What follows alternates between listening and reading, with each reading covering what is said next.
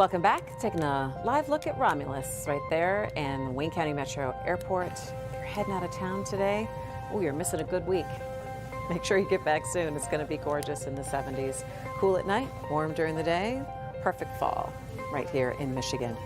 All right, you know, everybody dreams, but how often do you remember your dream? And do they say anything about who we are or what we're worrying about, or does it predict the future?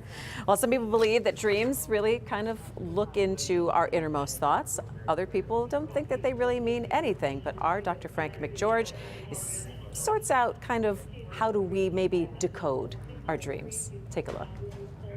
Your dreams are in a symbolic language, and the reason they're in a symbolic language is because they're deeper and richer than ordinary words. Dr. Greg Marr is a Henry Ford health psychiatrist who works with the sleep research program at Henry Ford. He's also the co-author of a book called The Wisdom of Dreams, Science, Synchronicity, and the Language of the Soul. He believes dreams can bring us insight, but It's really important to respect the process and respect its spiritual dimensions and honor it, and not manualize it. Maybe talk about it with someone that matters to you. But it does help to have some general guidelines of what it might mean. let's start with a common dream, falling. Dreams about falling are relatively common, and those sometimes have to do with losing control, either worries about losing control or internal awareness that you should let go a little bit. It's okay to fall and lose control. Here's another common one, sex or intimacy dreams. What does it mean if you dream of an old flame? The obvious superficial meaning is, I wonder what happened to so-and-so, I should call him or her again. Like it's an invitation to reinitiate that relationship. And I wouldn't think of it that way. Instead, he suggests consider what that person meant to you. If it called up some person, it might be some traits that that person represented that you haven't thought about in a long time that you need in your life now. Like maybe it was someone very, very brave and you need that courage now because of what you're facing in your life. Intimacy dreams are generally pleasant. What about the common opposite, nightmares? Sometimes nightmares are like something you need to know that you're pushing away, and you might try thinking of it in that way. Like, is there something that you're trying to avoid, that you've pushed out of your life that needs to be part of you? Maybe it's your angry feelings, maybe it's your sad feelings, or things you haven't dealt with or processed that are chasing you, as it were. And good or bad, many of us have recurrent dreams. If a dream keeps coming back, I think of it a little bit metaphorically, that your mind's trying to send you a message. So if it keeps trying to tell you the same thing, maybe it's because you haven't listened. It's like, hey, dude, I told you last night. Well, here's the story again. Figure it out.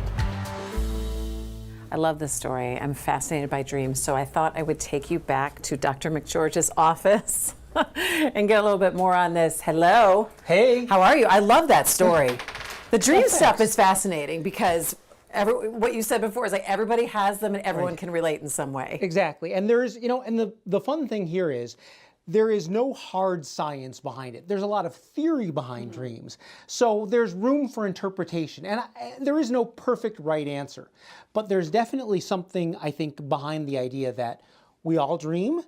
We all have sort of some universal experiences. And people have been trying to understand and figure out dreams as long as there's been written history. It's kind of like horoscope. What are they telling me? I know, yeah. What are some of the things that surprised you in going through this? And boy, there were a lot of really interesting findings. First of all, just from a science standpoint, we dream when we're in REM sleep, and we go in and out of REM sleep multiple times during the night.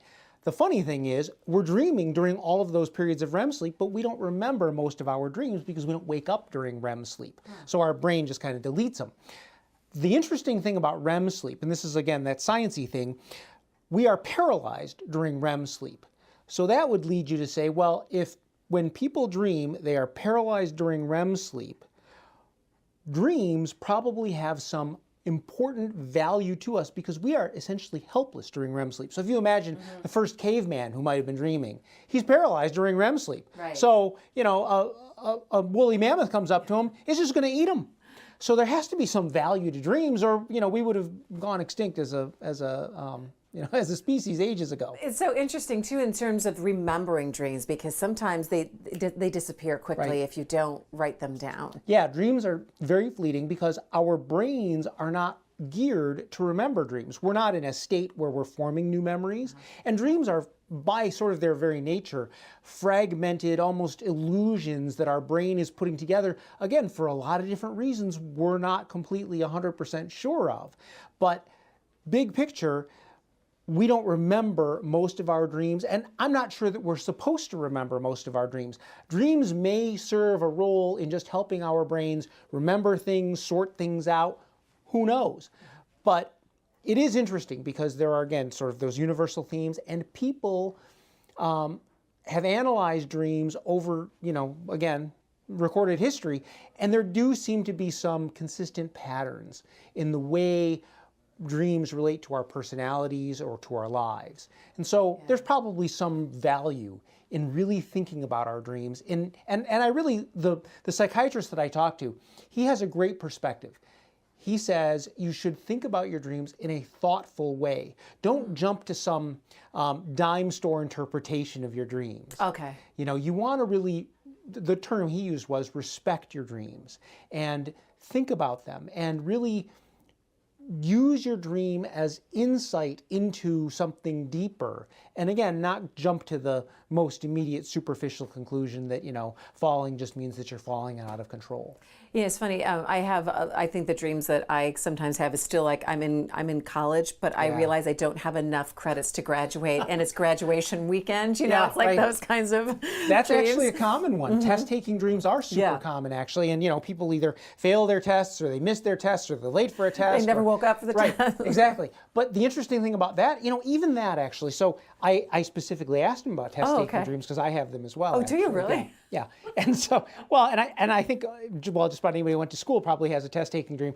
He said there were a couple of different interpretations. And the one that I personally liked was that, and this comes from Freud, was that apparently he thought they were meant to be reassuring, because often we dream about things, even though we wake up frightened by the concept of missing a test or whatever, we often dream about things that we actually did pass or did succeed in. Yeah. So even though you missed the class in your dream, in reality, you did pass it. Yeah. And so you wake up and you might have this fear factor, but really you should look back and say, yeah, but I passed that, and that's reassuring.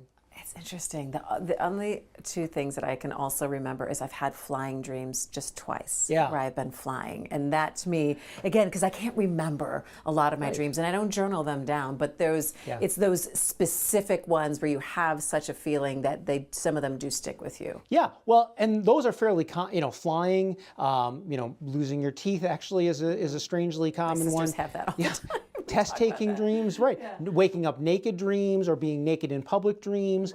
Those are actually all fairly common themes that do have a fairly, again, sort of dime store, straightforward interpretation. But if you look deeper and look at how it might apply to your life or your personality, you might be able to get more out of the dream. And I think that's what was really fascinating to me. And, the psychiatrist that I talked to about it, he's been studying dreams for ages.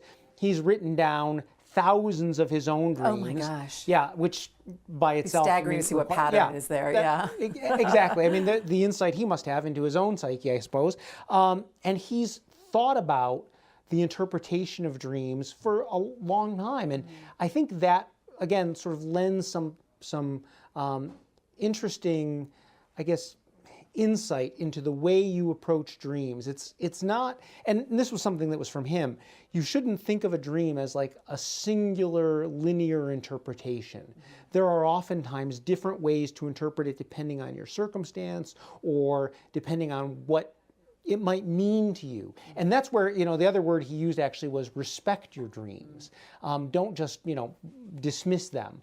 And that goes to the question of whether dreams have a role in our lives and actually have value. And he seemed to think they did. And I think there's probably, I personally would like to believe dreams have value and meaning. Yeah. Is there a part 2? Is there a dreams part 2 coming? There is going to be, actually. Yes, there actually is, because this is just it's a fascinating topic. I mean, It is. it's so universal, and I think everyone is looking for insight. An answer, yeah. Yeah, that's what it is. And and maybe there is an answer. I don't know if I can give the answer, but there's definitely a lot of clues there that hopefully we can give our viewers. Yeah, I know. I was going to say, are you ready for the emails that are going to be coming and asking you to interpret dreams now? Right, You're like, don't send me those. Right, and to be clear, I am not a dream expert. I talked to a dream expert, just like I, didn't stay at a Holiday Inn. So I am not the expert here. But I think, having spoken to an expert and researched this, I understand a fair amount about the way dream psychology should be or could be thought of. But again, the real dream expert is, he's out there. There you go. All right. Thanks, Doc. This was great. Appreciate it. Anytime. Okay.